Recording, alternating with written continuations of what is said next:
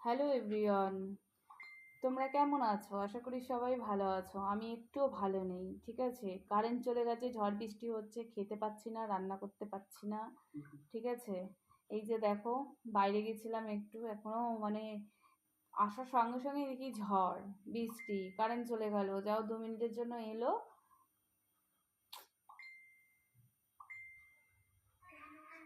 কি করব বলো?